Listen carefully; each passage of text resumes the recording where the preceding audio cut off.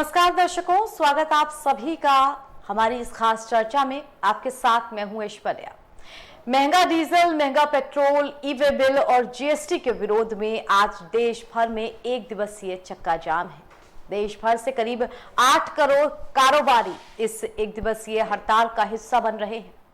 इस हड़ताल का सीधा सीधा जो असर है वो महंगाई से है।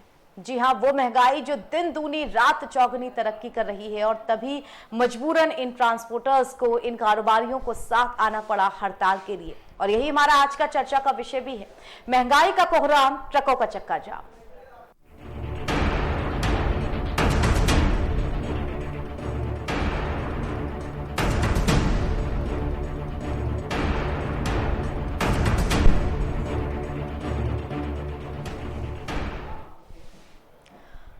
पिछले दिनों जब प्रदेश सरकार का आम बजट पेश हुआ था, तब जनता को उम्मीद थी कि महंगाई की मार से थोड़ी राहत मिलेगी, मगर राहत तो नहीं मिली। उल्टा महंगाई का बोझ धीरे धीरे कुछ पैसे प्रतिदिन, कुछ रुपए प्रतिदिन करके बारी बारी से उसके ऊपर डाला जा रहा है। यानी कि कुल मिलाकर के जनता, एक तरफ सब्सिडी माफ होने की बात कही जाती है, तो दूसरी तरफ महंगाई का एक भारी भरकम बोझ उसके ऊपर डाला जाता है।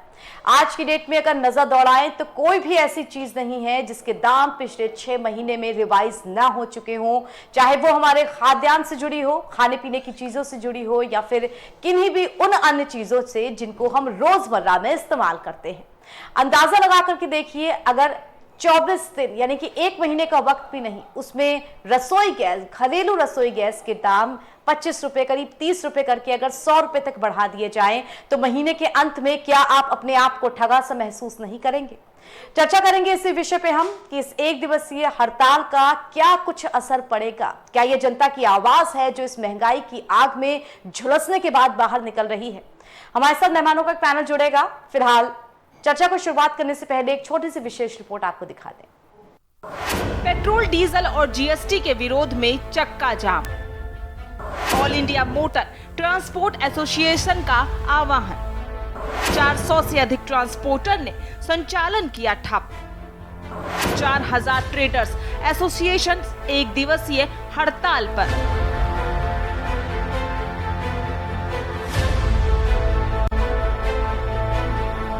आज कारोबारियों का भारत बंद है। Confederation of all India traders ने बंद का आह्वान किया है। संगठन के मुताबिक करीब 8 करोड़ कारोबारी इस बंद में शामिल हैं। जीएसटी की खामी दूर करने की मांग और पेट्रोल डीजल की बढ़ती कीमतों के खिलाफ ये बंद है। बंद को all India transport welfare association ने भी समर्थन दिया है। व्यापारियों ने सरकार से पूरे देश में डीजल की कीमत को एक समान बनाए जाने की मांग भी की है। कैट का आरोप है कि कई बार कहने के बाद भी जीएसटी परिषद उनकी मांगों पर ध्यान नहीं दे रही। कैट ने कहा है कि जीएसटी को आसान बनाना बहुत ही जरूरी है, ताकि दूर दराज के इलाकों में छोटे व्यापारी भी बिना किसी की मदद के अनुपालन को पूरा कर सके। स्पेशल डेस्क रिपोर्ट के न्यूज इंडिया। तो ये महंगाई जिसके ऊपर जितना बोला जाए उतना कम पड़ेगा आज की तारीख में। अगर आप नजर उठा करके देखें तो रसोई गैस के दाम जिस तरह से बढ़े हैं, खाद्य पदार्थ यानी कि कुकिंग ऑयल की बात करें तो उसके दाम जिस तरह से बढ़े हैं, 155 रुपए प्रति लीटर पैकेट तक पहुंच चुके हैं।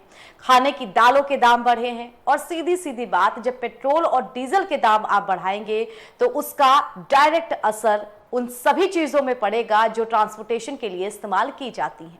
ऐसे में इसमें कोई दो राय नहीं कि जनता एक तरफ त्राही त्राही कर रही है, दूसरी तरफ सरकार, उसके द्वारा पेश किए गए बजट में किसी प्रकार की छूट तो नहीं दी गई। हाँ, गैस सिलेंडर्स पे जो सब्सिडी मिलती थी करीब 12,900 करोड़ रुपए की, उस सब्सिडी को भी जब माफ किया गया था तो इस प्रकार के आभास लगाए जा रहे थे, आकांक्षा की जा रही थी कि धीरे धीरे इसका बोझ आम जनता पर ही डालने की तैयारी की जा रही है, और हो भी अब वही रहा है।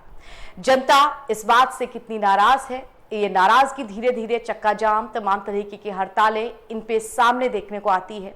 आज हम बात करेंगे एक दिवसीय हड़ताल, जो कि चक्का जाम आप जिसे कह सकते हैं, जो कि ट्रांसपोर्टर्स ने की है।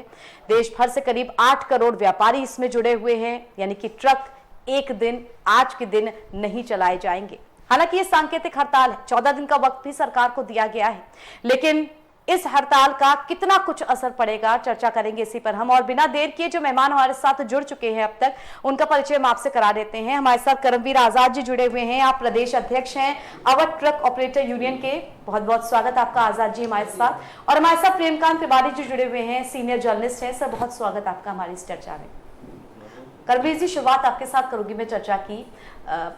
एक दिवसीय ये हड़ताल हो रही है, जाहिर सी बात है आम जनता ही नहीं त्रस्त है, इससे सबसे पहले वो कारोबारी त्रस्त होते हैं जो एक बीच का जरिया बनते हैं सामान कहीं से लाने और किसी गंतव्य तक पहुंचाने के लिए। अगर वो हड़ताल पे उतरे हैं तो कहीं ना कहीं हम ये माने कि हाँ, बहुत ज्यादा परेशानी हो चुकी है, इस महंगाई की ये चरम पर पहुंच चुकी है।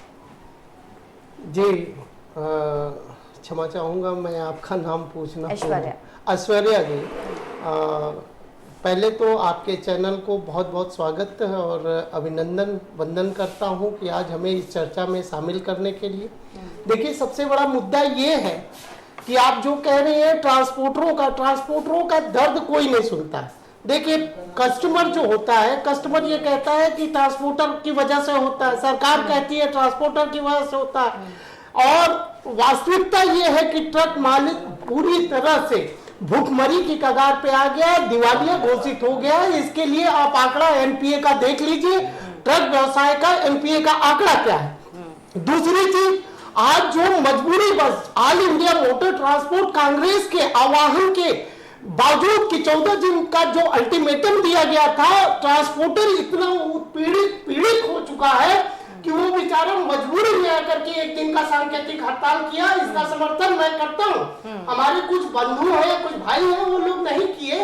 वो हो सकता है इसकी पूरी तरह से खबर उनको नहीं पहुंच पाई, लेकिन एक दिन का जो सांकेतिक हड़ताल है ये हम लोगों ने पूरी तरह से ये मान के चलिए, मैं इसका समर्थन करता हूँ। दूसरी बात ये है, आप ये डीजल पेट्रोल की जो बात आप कर रही हैं, एक चीज सोचिए कि एक विशेष वर्ग को लाभ देने के उद्देश्य से जो ये किया गया कृत्य है, डीजल पेट्रोल के दाम जब बढ़ते हैं, एक बात बताइए, व्यापारी वर्ग को आप केवल जो है उसको जो है लाभ देने के लिए आपने अपना पूरा प्लान कर रखा है। जब रेट बढ़ता है 35 पैसा, 40 पैसा, 32 पैसा, 33 पैसा, एक चीज सोचिए कि स्टॉक करता है, आज की डेट में जो स्टॉक करता है पेट्रोल पंप का मालिक, तो आज की डेट में वो किस रेट में करेगा? आज के रेट में करेगा।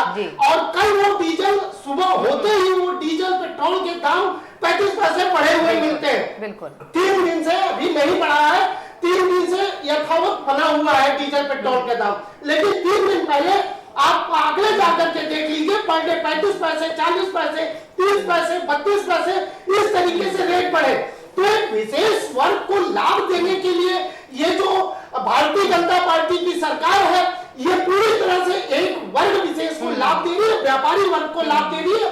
ट्रांसपोर्टर पूरी तरह मारा जा रहा है, क्योंकि आप एक चीज सोचिए, जब बजट सत्र होता है, उस बजट सत्र में एक किराया निर्धारित किया जाता है कि कॉटेज एक कंपनी से हमारा कॉन्ट्रैक्ट हो गया कि साल भर आपका ये किराया मिलेगा, लेकिन उसका लाभ मोटर मालिक को इसलिए नहीं मिलता कि पर डे डीजल के रेट जैसे जैसे बढ़ते हैं, अल्टीमेटली कटौती किसकी होती है? मोटर मालिक की होती है।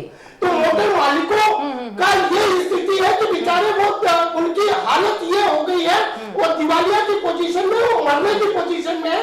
कुछ तो ट्रांसपोर्टर, आपको मैं बताऊं, आत्महत्या कर लिए, जिनके पास स्वयं की अपनी एक ट्रक थी, वो चला रहे थे, वो इतना हरेसमेंट किया फाइनेंस कंपनियों ने कि वो अपने ट्रक के नीचे आकर के, आपने देखा होगा कई वीडियो ऐसी वायरल हुई, उन्होंने आत्महत्या कर ली। अब इस स्थिति में बताइए ट्रांसपोर्टर करे क्या बेचारा, न इधर का न उधर का।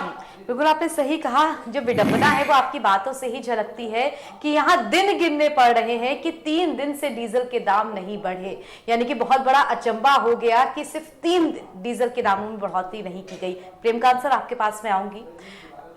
क्या मुफ्त गैस कनेक्शन, मुफ्त में गैस सिलेंडर, ये सारी चीजें बांटी गई थी, अब वो जितने मुफ्त में बांटे गए हैं क्या उनका वसूल किया जा रहा है इस तरह से सिलेंडर के दाम बढ़ा करके? एक बात खास तौर से हमको ये ध्यान में रखनी पड़ेगी। ठीक है, डीजल के दाम बढ़ गए, पेट्रोल के दाम बढ़ गए, गैस के दाम बढ़ गए, और ये भी बात सही है कि ये कुछ ऐसी बुनियादी जरूरत की चीजें हैं कि जिनसे इनके महंगे होने से और चीजों की महंगाई बढ़ने लगती है, दाम बढ़ने लगते हैं, और लगभग फिर ये समझ लीजिए कि सारी चीजों के दाम बढ़ने लगते हैं। अब मामला एक ये आ जाता है, ये बात तो सही है कि इस बीच में कोरोना का काल लगभग 1 साल भर का रहा, जी, जिसमें बहुत से लोग बेरोजगार हो गए, बहुत से लोग परेशान हो गए, कल कारखाने बंद हुए और कई चीजों के उत्पादन बंद हुआ। तो जाहिर है कि अर्थव्यवस्था भी बहुत बुरी तरीके से प्रभावित हुई। आपने जैसे महसूस किया कि वो आंकड़ों से भी आपको मालूम हुआ कि -24% के आसपास जो है वो हमारी अर्थव्यवस्था चली गई थी। धीरे धीरे वो पटरी पर ला रहे हैं लोग। लेकिन अब मामला एक ये पड़ता है कि सरकार को भी एक अपनी ऐसी रखनी चाहिए व्यवस्था कि जिससे उनको फीडबैक मिलता रहे कि ये वास्तव में जनता में जब इस तरह से दुख और इस तरह से दर्द हो रहा है, सामना करना पड़ रहा है चुनौतियों का जनता को, तो उसका हल, उसका निदान जल्द से जल्द कैसे लिया जाए और कैसे उनको राहत पहुंचाई जाए। अगर ये राहत नहीं पहुंचाई जा रही है तो बहुत से वो लोग जो बेरोजगार हुए थे, उनमें से कुछ ही % ऐसे लोग हैं जिनको रोजगार दोबारा मिला है और उतने संतोषजनक तरीके से नहीं मिल पाया है। सर, इस बात पे हम सीधे सीधे नहीं कह सकते सरकार अपनी आर्थिक नीतियों में फेल हुई है? ऐसा तुरंत तो नहीं कहा जा सकता, ये मेरे ख्याल से बहुत जल्दबाजी हो जाएगी कहने में। लेकिन सरकार के भी पास थिंक टैंक होता है, उनके पास भी आर्थिक विशेषज्ञ होते हैं, और कोई भी सरकार का उद्देश्य या किसी भी राजनीतिक दल का उद्देश्य सरकार में आना होता है, आकर के बने रहना होता है, और बने रहने के बाद दोबारा आना होता है। तो एक ये उम्मीद तो की जा सकती है कि अब कई जगह पर चुनाव आ रहे हैं और इनको जल्द से जल्द कोई न कोई ऐसी व्यवस्था करनी ही पड़ेगी कि जिससे कि ये जो लोग परेशान हैं और सीधे सीधे आम वोटर, आम मतदाता, आम जनता परेशान हो रही है। ऐसा नहीं कि एक तबका केवल ट्रांसपोर्टर्स का परेशान हो रहा है। ट्रांसपोर्टर्स का दर्द हम समझ सकते हैं, आपने जो कहा, और ये बात भी सही है कि कुछ लोगों ने अगर इस तरह से आत्महत्या की है, 1-8 ट्रक वाले लोग हैं, तो उनके लिए तो वास्तव में जीने मरने का प्रश्न भी आ गया। सर, मैं आर्थिक नीतियों की बात इसलिए कह रही थी फेल होने की, जब कोरोना काल था, सारी दुनिया स्थिर थी, सबको पता है इंटरनेशनल मार्केट में जो क्रूड ऑयल है, कच्चा तेल है, उसके दाम किस तरह से गिरे थे। जब वो दाम गिरे तब हमारे डीजल और पेट्रोल के दामों में किसी भी तरह की कटौती नहीं की गई। अगर आप ये मान के चलते हैं कि उतने वक्त में आपने सेविंग्स कर ली, तो उन सेविंग्स का कुछ लाभ तो अभी देना चाहिए। इंटरनेशनल मार्केट में अगर बढ़त होती है तो तुरंत दाम बढ़ा दिए जाते हैं, मगर अगर नीचे गिरे थे जब, तब दामों को बिल्कुल भी टच नहीं किया गया। ये पॉइंट कितना वैलिड है? ये बात आपकी बिल्कुल सही है कि कुछ राज्य सरकारों ने इसका उदाहरण पेश भी किया कि उन्होंने अपने टैक्स में कुछ कमी करके जनता को राहत पहुंचाने की कोशिश की। और अभी जब सेंट्रल गवर्नमेंट का बजट आया है, तब भी उन्होंने ये कहा कि भाई हम इस पे कुछ बढ़ाने तो जा रहे हैं, लेकिन सीधे सीधे उसका जनता पर असर इसलिए नहीं पड़ेगा कि हम अपनी तरफ से कुछ राहत भी दे देंगे, तो इस लिहाज से जनता के ऊपर असर नहीं पड़ेगा। लेकिन देखने में तो ये नहीं आ रहा है। देखने में तो ये आ रहा है कि वो दाम फिर भी बढ़ने लगे, बजट के बाद में भी बढ़े, और वो असर पड़ा। तो ये असर जो पड़ने वाली बात है, इस पे सरकार को तत्काल कार्रवाई करनी चाहिए, जनता को राहत पहुंचानी चाहिए। और केवल ट्रांसपोर्टर वर्ग ही नहीं, ट्रांसपोर्टर वर्ग तो जनता का ही एक हिस्सा है। जो ग्राहक है या जो व्यापारी है या जो भी इंडस्ट्रियलिस्ट है, वो जाहिर है कि एक दूसरे से सभी लोग जुड़े हुए हैं। तो इससे सारी चीजों के भाई लाने ले जाने के दाम बढ़ने लगते हैं। एक जगह से दूसरी जगह सब्जी जाती है, और फल जाते हैं, गल्ला जाता है, अनाज जाता है, बहुत सारी जो आवश्यक हमारी आवश्यकता की चीजें होती हैं, वो सब पहुंचाई जाती है एक स्थान से दूसरे स्थान को। तो जाहिर है कि वो उसके ट्रांसपोर्टेशन सबसे बड़ा रोड ट्रांसपोर्टेशन है, और माल गाड़ियां जो हैं वो भी पहुंचाती हैं। लेकिन एक ये है कि हर किसी की अपनी अपनी हिस्सेदारी है। तो जनता को राहत पहुंचाने के लिए ये तत्काल बहुत आवश्यक है। और जो लोग बेरोजगार हैं उनके लिए तो और भी इस समय दिक्कतें आ गई हैं। तो जाहिर है कि आर्थिक नीतियों का अगर ये हिस्सा भी है, तो उनको अब तुरंत इसके निदान संबंधी उपाय करने चाहिए। ठीक है, करमवीर जी, जो एक दिन की ये हड़ताल की गई है, इससे पहले जैसे आपने कहा कि 14 दिन का नोटिस दिया गया था और 14 दिन बाद शायद और भी पुरजोर तरीके से अपनी आवाज़ को बुलंद किया जाए।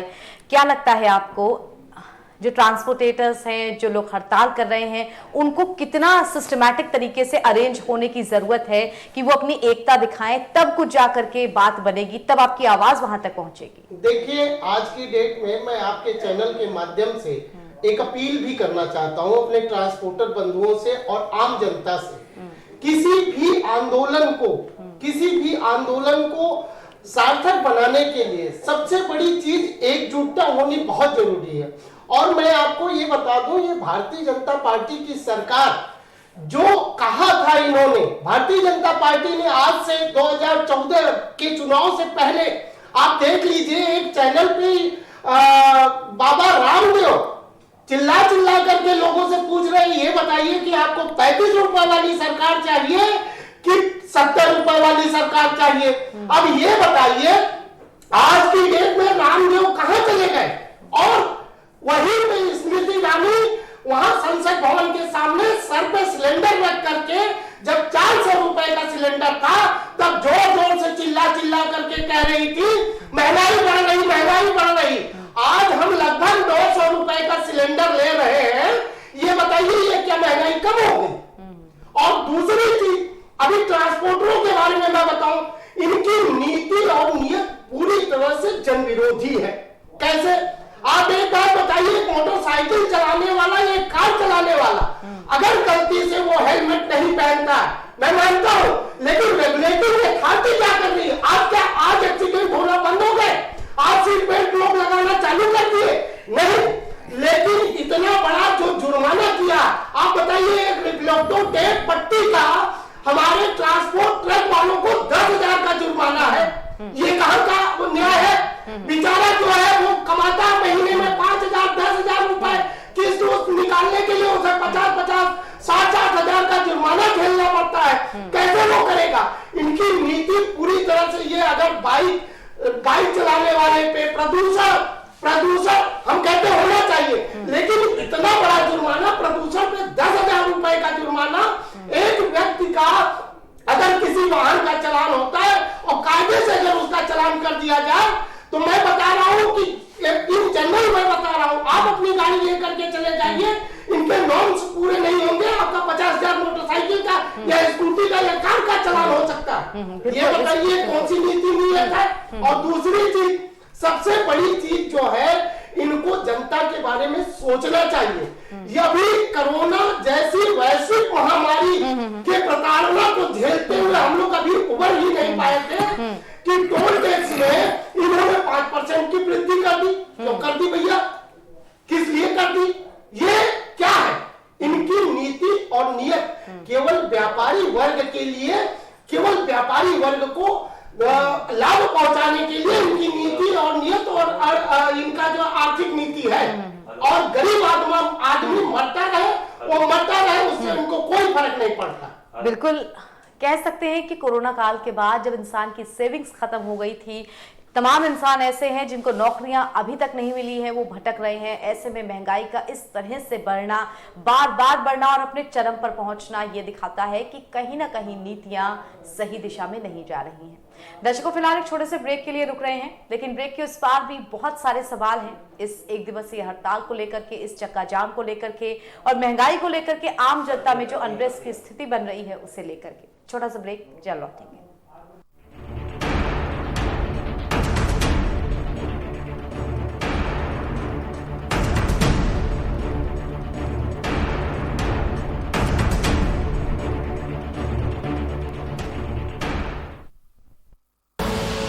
आप देख रहे हैं के न्यूज, खबरों का सारथी।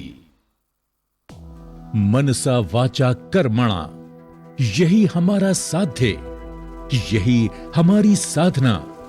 हमने कर दिखाया उम्मीदों और विकास को जमीन पर उतारना।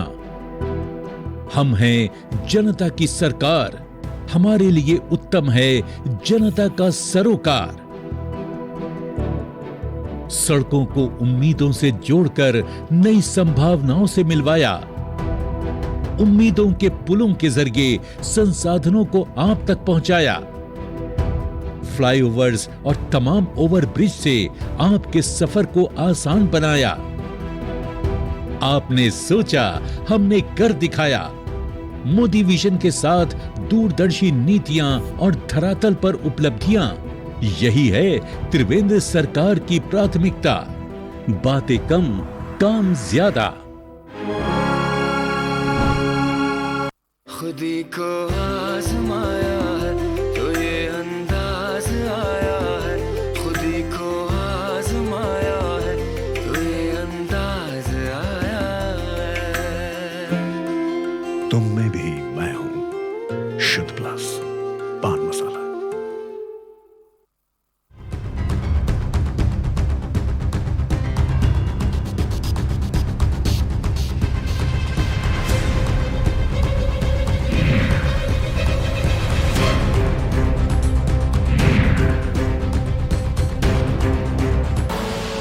आप देख रहे हैं के न्यूज, खबरों का सारथी।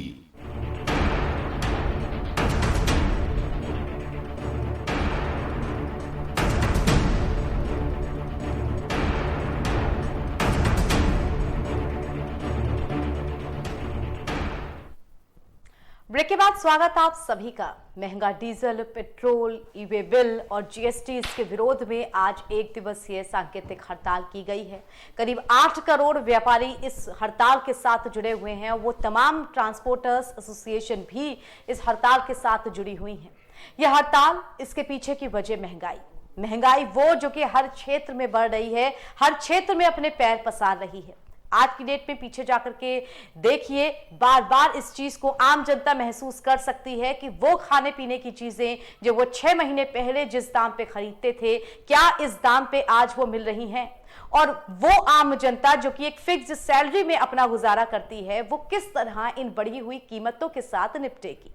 जाहिर सी बात है, वो जनता अपने वोट के द्वारा चुनी गई सरकार से ही सवाल पूछेगी, जो उसके लिए अपनी नीतियां बनाती है और कहती है कि ये नीतियां जन कल्याण की हैं। अगर जन कल्याण की हैं तो इस तरह महंगाई की आग में जनता क्यों झुलस रही है। हमारे साथ फोन लाइन पे वरिष्ठ पत्रकार मनोज जी जुड़े हुए हैं। मनोज जी, बहुत स्वागत आपका हमारी इस चर्चा में। महंगाई जिस पर हम पिछले कुछ दिनों से लगातार चर्चा कर रहे हैं, आप कह सकते हैं कि हर दूसरे या तीसरे दिन जब डीजल पेट्रोल की कीमतों ने शतक लगाया, जब रसोई गैस के दाम बढ़े, तब महंगाई पे चर्चा हुई।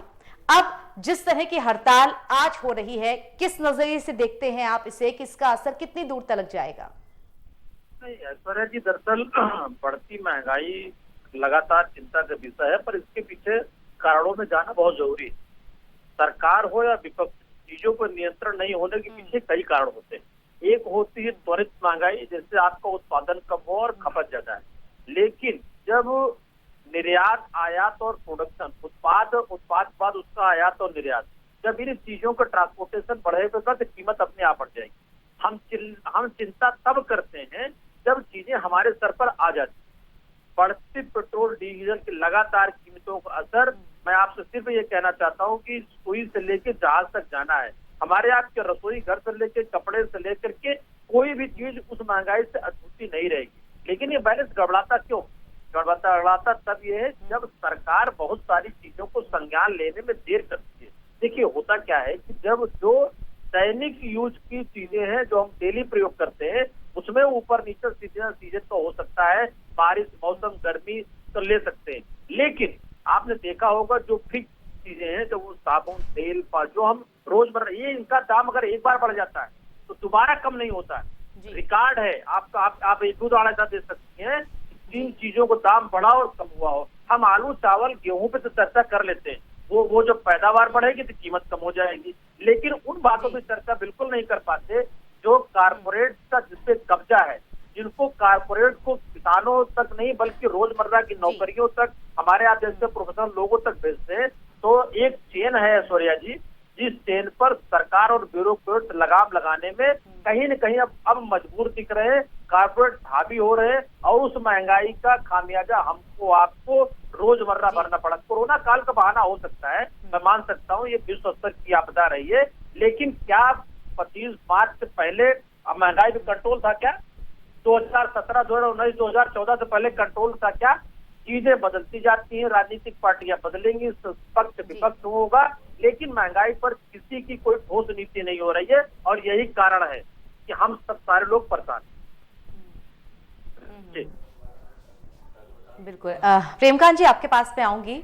करीब 1-1.5 हफ्ते पहले जब बजट उत्तर प्रदेश की सरकार ने पेश किया था, उससे पहले जब पिछले महीने केंद्र सरकार की तरफ से बजट पेश हुआ था और जब 12,900 करोड़ की जो सब्सिडी थी वो हटा ली गई थी, तभी इस बात पे हम लोगों ने चर्चा की थी कि धीरे धीरे उस सब्सिडी का जो बोझ है वो आम जनता पे ही डाला जाएगा। और उसके ठीक बाद आप देख चुके हैं 25 रुपए 30 रुपए करके जो गैस सिलेंडर्स के दाम है वो बढ़ गए। तो क्या इसका अंदाजा इसी बात से लगाया जा सकता है कि बजट में सरकार की तरफ से जो थोड़ी बहुत रियायत देनी चाहिए थी, उस रियायत की बजाय इसकी आशंका, इसके जो सिम्टम्स आप कहेंगे या इसके इंडिकेशंस जो कहेंगे वो पहले से ही दे दिए गए थे? ये बात तो आपकी सही है। देखिए कि जब कोई भी सब्सिडी वापस ली जाती है तो उसका बोझ आमतौर से जनता पर ही पड़ता है, टैक्स के जरिए ही वो वसूली होती है। लेकिन एक बात पर हम आपका और ध्यान आकर्षित करना चाहेंगे कि जो हमारे देश में एक तो पेट्रोल और डीजल आयात किया जाता है जी, आयात जितना किया जा रहा है वो तो आयात किया ही जा रहा है, लेकिन उसके साथ साथ में जो हमारे देश में अपना उत्पादन हो रहा था, जो छोटा मोटा हो रहा था, उसका भी परसेंटेज घट गया है जी। ये घट जाने से अब अभी जो मनोज मिश्रा ने एक बात कही थी कि जब आपूर्ति कम होती है मांग ज्यादा होती है, तब अब एक बात जहां पर मनोज मिश्रा ने ये बात कही है कि जब कोई चीज आगे बढ़ जाती है, दाम बढ़ जाते हैं, उसको घटते नहीं लौट देखा गया है। वही हम लोगों की भी एक प्रवृत्ति होती है जो उपभोक्ता प्रवृत्ति होती है, और वो प्रवृत्ति ये होती है कि अगर हमने एक बार मोटरसाइकिल ले ली है, पहले हम साइकिल से चलते थे या आज हम स्कूटर चल रहे हैं, हमने कार ले ली है, कार से हम चलने लगे, तो हमारी प्रवृत्ति ये होती है कि हम फिर वास्तव में न साइकिल पे वापस होना चाहते हैं, न कार से फिर हम स्कूटर या मोटरसाइकिल पे आना चाहते हैं। तो वही एक बात है कि फिर हम ये केंद्र प्रकार उस खर्च को मीट आउट करने के लिए भले कुछ तकलीफ उठाएं, कि कुछ और चीजों की जरूरत की चीजों पर कटौती करें, लेकिन हम चलना उसी से चाहते हैं, हम अपनी दौड़ को और आगे बढ़ाना शुरू करें, और आगे बढ़ाना चाहते हैं। बिल्कुल। तो वो भी एक स्थिति है।